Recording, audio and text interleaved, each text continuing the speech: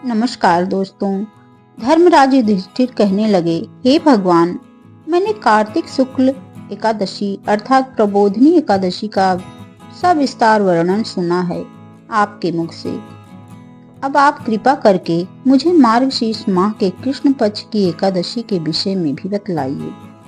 इस एकादशी का क्या नाम है और इसके व्रत का क्या विधान है, इसकी विधि क्या है, इसका व्रत करने से किस फल की प्राप्ति होती है। कृपा करके आप मुझे सब विधि विधान पूर्वक बताइए। तब भगवान श्री कृष्ण बोले, मार्गशीर्ष माह के कृष्ण पक्ष में आने वाली इस एकादशी को उत्पन्ना एकादशी कहा जाता है। यह व्रत शंखोद्धार तीर्थ में स्नान करके भगवान के दर्शन करने से जो फल प्राप्त होता है उसके बारंबार पुण्य मिलता है, उसके बराबर पुण्य मिलता है।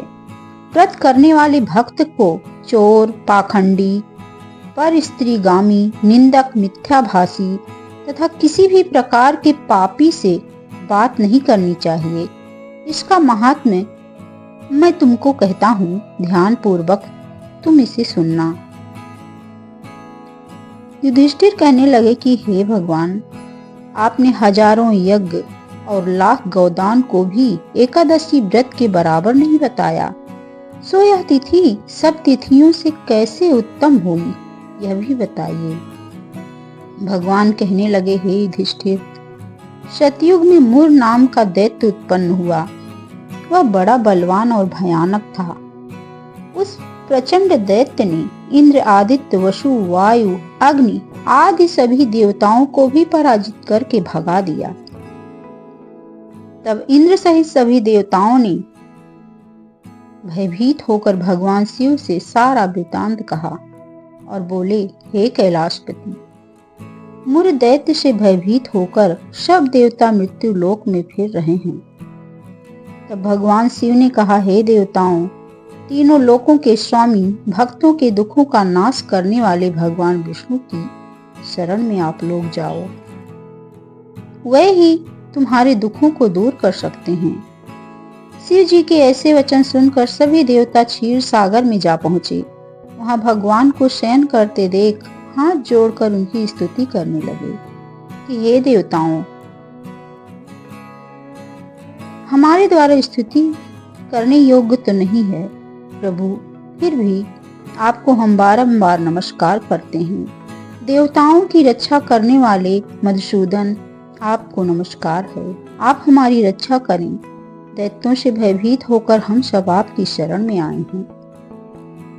आप इस संसार के कर्ता, माता पिता, उत्पत्ति और पालन करता और संहार करने वाले हैं। सबको शांति प्रदान करने वाले हैं। आकाश और पाताल भी आप ही हैं। सबके पितामह ब्रह्मा, सूर्य, चंद्र, अग्नि, सामग्री, होम, आहुति, मंत्र, तंत्र, जप, यजमान, यज्ञ, कर्म, कर्ता, भोक्ता भी आप ही हैं। आप सर्वव्यापक हैं। आपके सिवा तीनों लोकों में चर और अचर कुछ भी नहीं है। हे भगवान, दैत्यों ने हमको जीत कर स्वर्ग से भ्रष्ट कर दिया है, निष्कासित कर दिया है और हम सब देवता इधर उधर भागे भागे फिर रहे हैं। आप उन दैत्यों से हम सबकी रक्षा कीजिए। इंद्र के ऐसे वचन सुनकर भगवान विष्णु कहने लगे कि हे इंद्र, ऐसा मायावी दैत्य कौन है जिसने सब देवताओं को जीत लिया है? उसका नाम क्या है? उसमें कितना बल है और किसके आश्रय में है तथा उसका स्थान कहाँ है? यह सब मुझसे कहो। भगवान के ऐसे वचन सुनकर इंद्र बोले, भगवान, प्राचीन समय में एक नाड़ी जंग नामक राक्षस था। उसके महापराक्रमी और लोक विख्यात मुर नाम का एक पुत्र हुआ। उसकी चंद्रावती नाम की नगरी है। उसी ने सब देवताओं को स्वर्ग से निकालकर वहां अपना अधिकार जमा लिया है। उसने इंद्र, अग्नि, वरुण, यम, वायु, ईश, चंद्रमा, नैऋत्य और सबके स्थान पर अधिकार कर लिया है। सूर्य बनकर स्वयं ही प्रकाश करता है, स्वयं ही मेघ बन बैठता है और सबसे अजेय है। हे असुर निकंदन, उस दुष्ट को मारकर देवताओं को अजेय बनाइए। यह सुनकर भगवान ने कहा, हे देवताओं, मैं शीघ्र ही उसका संहार करूंगा। तुम चंद्रावती नगरी जाओ। इस प्रकार कहकर भगवान सहित सभी देवताओं ने चंद्रावती नगरी की ओर प्रस्थान किया। उस समय जब दैत्यमुर सेना सहित युद्ध भूमि में गरज रहा था, उसकी भयानक गर्जना सुनकर सभी देवता भय के मारे चारों दिशाओं में भागने लगे।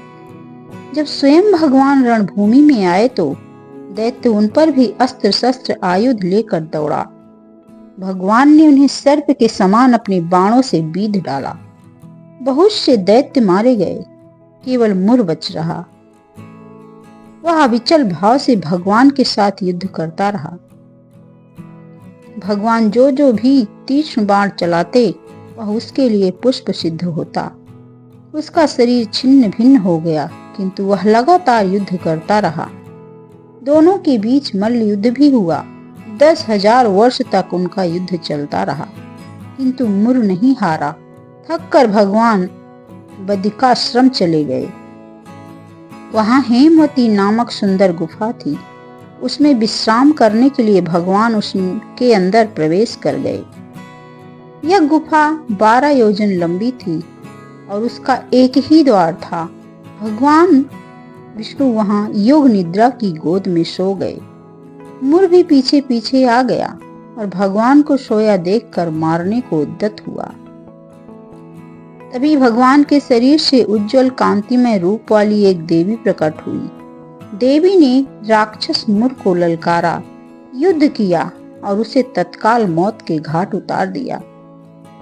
श्री हरि जब योग निद्रा की गोद से उठे तो सब बातों को जानकर उस देवी से कहा कि आपका जन्म एकादशी के दिन हुआ है, अतः आप उत्पन्ना एकादशी के नाम से पूजित होंगी। आपके भक्त वही होंगे जो मेरे भक्त हैं। इस प्रकार भगवान ने उसे आशीर्वाद दिया और उत्पन्ना एकादशी के नाम से यह विख्यात हुआ।